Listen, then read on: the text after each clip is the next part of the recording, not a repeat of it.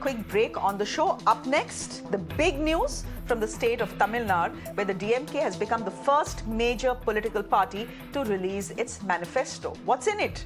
That's up next. Do stay with us.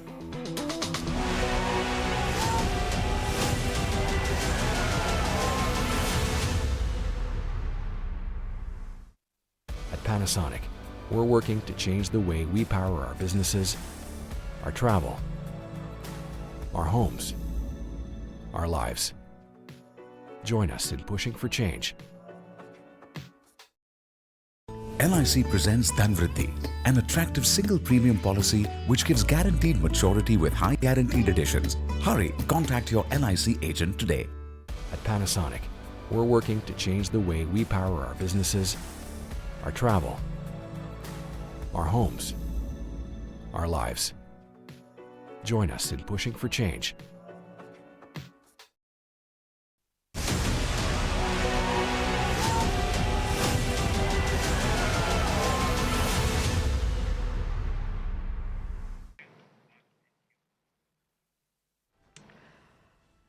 Ladies and gentlemen, it is easy to be jaded with cynicism and dismiss manifestos as an exercise in deceit. It is very easy to say that they are not worth the paper that they are written on. But let's be fair. If you look at the last couple of elections, you know that political parties take their manifestos very seriously before and after elections. The opposition in the state ensures that they do. It is in that spirit that we report on the first manifesto of this election season. Let me add, first major manifesto of this election season. The DMK has released its Lok Sabha poll manifesto and taken the fight directly to the BJP and Prime Minister Narendra Modi. So, no UCC, no CAA, no One Nation, One Poll, no NEET. All pet projects of the BJP government at the centre. There is more. The DMK has promised to abolish CAA, which is a flagship move by the Modi government.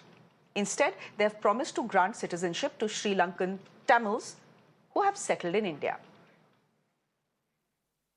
This is, of course, playing to their local constituencies.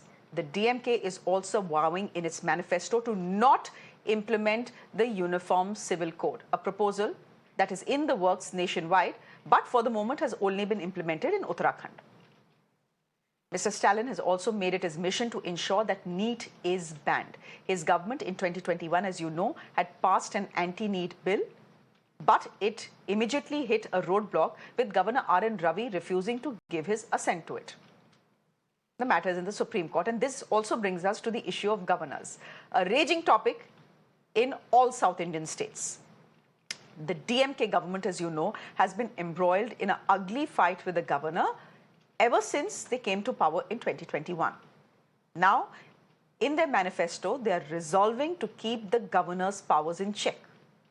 In their manifesto, which is 68 pages, the DMK has promised that a governor will be appointed only after the centre consults with the chief minister. And that's not all. The DMK also vows to amend Article 361, which provides immunity to a governor from criminal proceedings.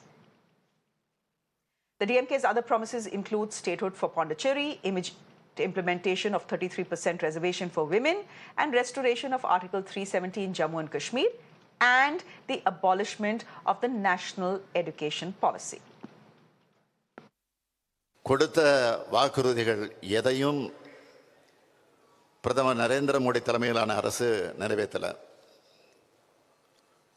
மொத்தத்தில் இந்தியாவில் இருந்த கட்டமைப்புக்கு எல்லாத்தையும் சிறுக சிறுக சிதைச்சிட்டாங்க. தன்னுடைய கையில் கிடைச்ச அதிகாரத்தை பாஜக அரசு வீணடித்து விட்டது என்பதுதான் உண்மை. இனியும் மோடி ஆட்சி தொடர்வது நாட்டுக்கு நல்லதல்ல. ஆளுநர்களுக்கு அதிக அதிகாரம் வழங்குகிற பிரிவு 361 நீக்கப்படும். உச்சநீதிமன்றத்தோட கிளை சென்னையில் அமைக்கப்படும். புதுச்சேரிக்கு மாநில தகுதி வழங்கப்படும். ஒன்றிய அரசு பணிகளுக்கு தமிழ் உள்ளிட்ட மாநில மொழிகளில் தேர்வு, நேர்முக தேர்வு ஆகியவை நடத்தப்படும். ஒன்றிய அரசு அலுவலகங்களில் தமிழ் பயன்படுத்தப்படும். அனைத்து மாநில மொழிகளது வளர்ச்சிக்கும் சம அளவு நிதி வழங்கப்படும். திருக்குறள் தேசிய நூலாக அறிவிக்கப்படும். Now, there you have Chief Minister Stalin exuding confidence in his party's poll manifesto. But come to think of it, how much of it is actually possible? Let's just take CAA, for example. The DMK is promising a rollback. Now, it may sound good to the ears of voters who are against it, but the reality is that it is the Parliament of India which has the power to frame a new law nullifying the CAA or the Supreme Court, which could strike down the law, as it did with electoral bonds. The DMK, even if it wins all seats in Tamil Nadu, cannot fulfill this promise on its own. It's the same case with other promises like statehood for Pondicherry, or the restoration of Article 370, or a ban on NEET. Even when it comes to making changes in the appointment of governors, the DMK will have its hands tied, because only a change in the constitution will allow a change in the process by which governors are appointed. And that is only possible by having 2/3 majority in parliament. Now the DMK is saying, with the support of its India partners, these promises will be made a reality. Listen in. This is what all the parties in the alliance have promised. Okay. So I think we have a consensus about most of these things already, and it would be easy to fulfill the promises we've made.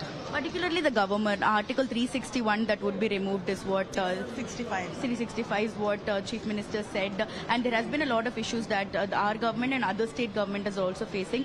What is the DMK planning on changing when it comes to India? No, it is an amendment which has to be done, and definitely we will push for it.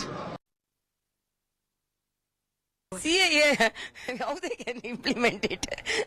They are building fort in the air. It is already Honorable Home Minister said, and we also know, who are people who know the Constitution, it's a central problem. So how they can say that? And NEET, they are telling and they are getting significant. First what they told, our first signature will be to remove NEET. And now they are getting signatures from others. So like that only it will be. And the petrol diesel price, even now Puducherry is less than 10 rupees. Practically they are not doing that. So it's old, grand old manifesto. 361, why didn't they remove when they were in power? Why didn't they recommend when they were power in the state? Okay, a quick chat, and I promise this is going to be a very quick chat with our guest this evening. Uma Anandan is a BJP councillor joining us on the broadcast. Good evening, Uma ji. Long time no see.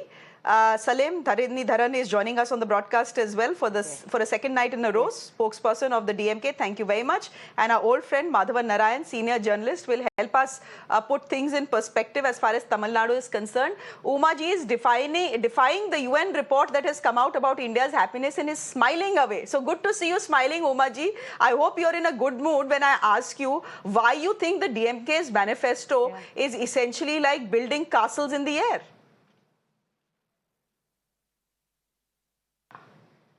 See, one thing, I'm always in a good mood when it comes to the DMK because it is a big comedy for us. What is a manifesto? It shows our commitment to the people of Tamil Nadu.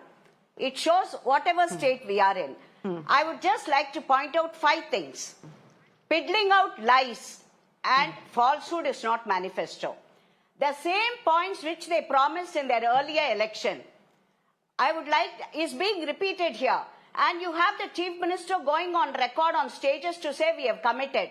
Please ask him these things. First, his sister Kanimozhi, who was instrumental in today's manifesto, also said that first thing they will do when they were sitting in opposition, the first sign will be for closure of TASMAC because Tamil Nadu has the highest number of widows.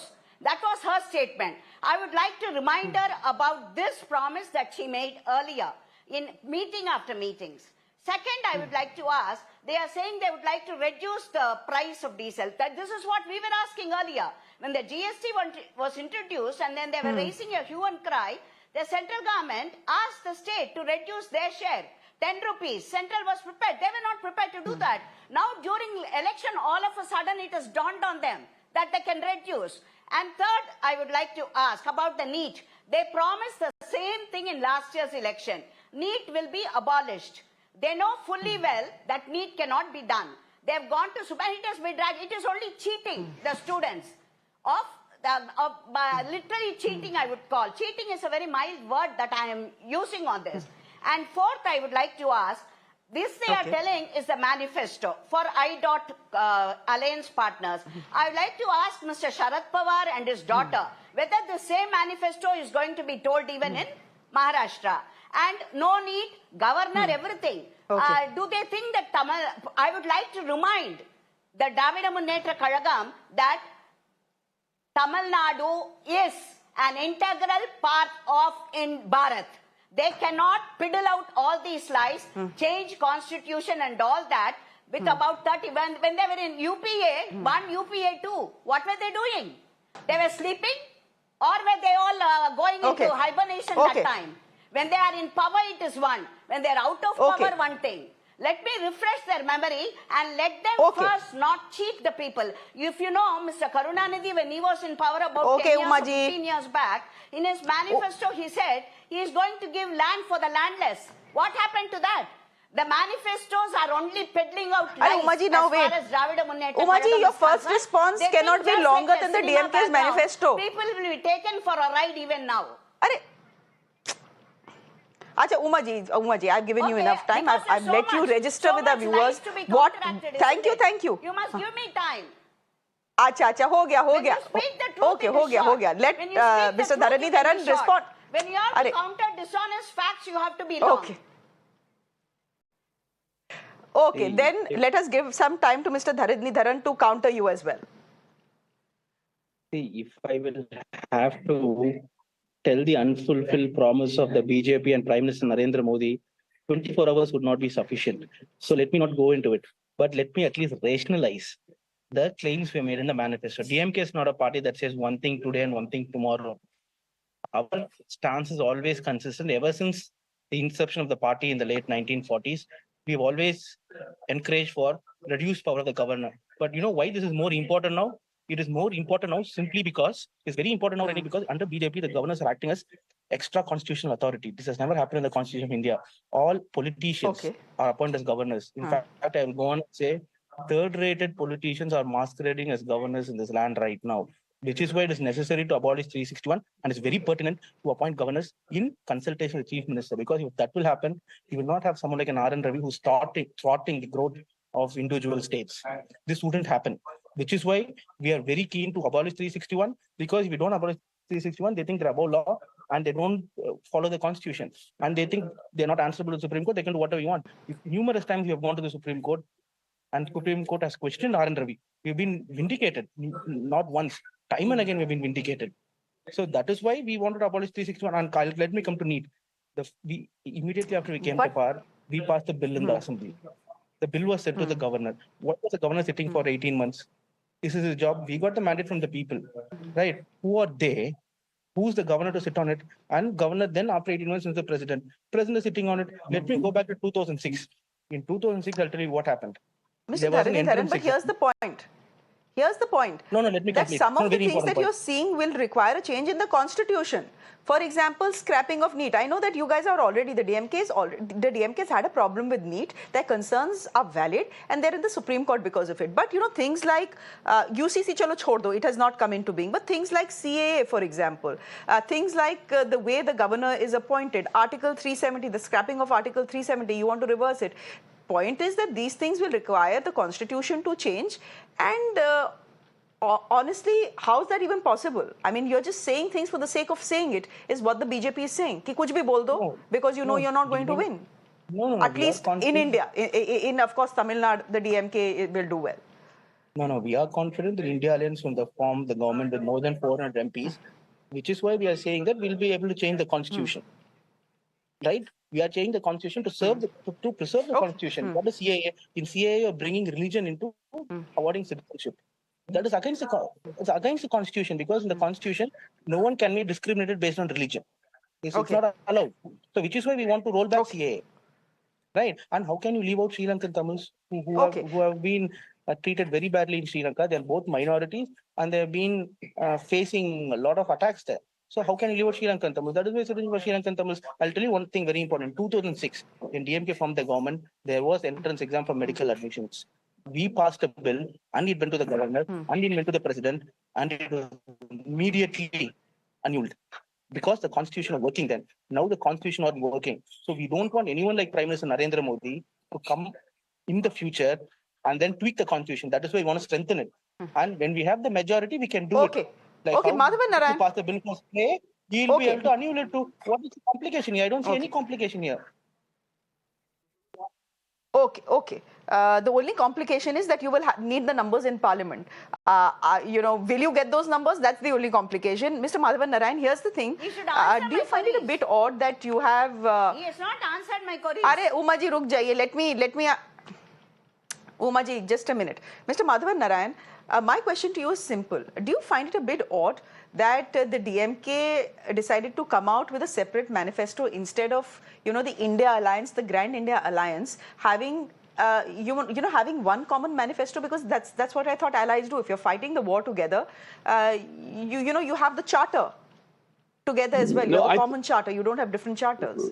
Is this a bit odd? Or is it something that appeals to the constituency that they're dealing with? If you look at it carefully, even the UPA and the United Front that was formed earlier during Mr. Devegowda's prime ministership, there was always a certain separateness of each party while coming together in an alliance. So it's not really as cohesive as, let's say, the NDA is. But having said that, let me draw your attention to the reality of all that you've been talking about.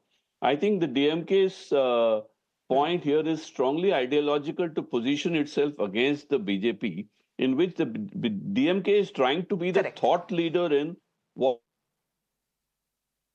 it calls the Dravida model, which also tallies with a certain ideological opposition to this. So in Hindi, the correct, you can accuse the DMK of jumlas in this, but the point is BJP is also being accused of jumlas. And yesterday I saw a viral video of Narendra Modi's 3 speeches being juxtaposed. One is asking for 5 years in 2014. He's asking for 2 months when the demonetization was announced and saying you can punish me after that. Then there is another one in 5 years. Now we have the Viksit Bharat Sankalp. The Sankalp is not a Vada. So the DMK's manifesto is better seen as a Sankalp than a Vada, although it is there in a manifesto. But they want to be the ideological thought leaders in the alternative vision. The way I would put it in Hindi is that the DMK is talking of a Pragatishil Bharat Sankalp as opposed to a Vikasit Bharat, because the right-wing view, which is what the BJP is leading, is about muscular economic growth, big infrastructure and big economy and skills and upgrade and all. Whereas the DMK takes a social view of everything, focusing on caste, focusing on women, focusing on subsidization, focusing on federalism, focusing on, they all actually want to, they haven't said it in so many words, but they want India to be a United States of India. And that's why they like the constitutional term Union of States. They want more autonomy for every state. And they believe, now this is where the interesting part of it, they believe that they have other regional parties from National Conference in Kashmir to Samajwadi Party in UP, which will eventually play ball in forming a federalist vision of India as opposed to a cohesive hegemonic vision, which is what they are accusing the BJP of. So as against the RSS idea of Hindi, Hindu, Hindustan, they say Vividta mein ekta and Pragatishil Sankalp as opposed to a Vikasit Sankalp. This is what, Salem Dharanidharan may not understand my Hindi. I can explain to him in Tamil if necessary. But, this is what it is. Later. Huh. Okay. Umaji wants to say something. Umaji, 20 seconds, no more. Okay, so first Umaji, 20 seconds, and then Salem. Umaji, go ahead, no more than 20 seconds, please. I'm running out of time. Yeah, he spoke about, wait. They spoke about their manifesto speaks about 33% reservation for women. First, I would like to ask DMK to do that in their own DMK party itself. Give that to the trustees, the DMK trust. Let them give 33% to women. who do not belong to the first family. Let them start that rule first in their own party. The trust which heeds the DMK party. Let them show that first. Then come to a manifesto for the state. Okay. Or for the country. Okay. After all, charity begins at home. Okay. Mr. Salem, 20 seconds. We'll wrap in 20 seconds. Go ahead. I'll let the DMK have the last word. I would like to ask what happens to the 2 crore job they promised. That India has highest unemployment rate in the world, right? What happened to the black money which we promised to bring? That is, in fact, after demonetization, more black money came into the system, so it was not abolished. What happened to every other promise they made? Nothing is fulfilled, right? What happened to doubling farmers' income? In fact, from 2014 to 2024, the farmers' income reduced by 1%. Prime Minister promised to double it. The real wages have reduced. In fact, from 2004 to 2014, Indian GDP increased by 4 times. Under Modi, it has increased only by 2.5 times. So if you look, none of the promises have been fulfilled. The economy is in shambles. The real wages are reducing. Now they come and ask us questions when we have nearly 90% of the poll promises made in 2021. I don't think BJP has even fulfilled most of the promises they made in 2014. In fact, most of the newspapers, including here's the point. 80% of the poll promises are not complete. So they have the audacity to come and question us. I'm baffled. Okay. Here's what I say. Mr. Salem. Everyone has a right to ask questions. If the opposition stops asking questions, that is where the problem lies. But for the moment, we leave it there for the moment. Thank you very much, Umaji. Thank you, Salem. And thank you, Madhavan Narayan, for joining us for this quick, lively chat. Ladies and gentlemen, with that, it's a wrap from me. Thank you very much. I'll see you once again tomorrow. Shreya Upadhyay is joining you at the top of 9 with all the day's top stories. Do stay with Mirror now.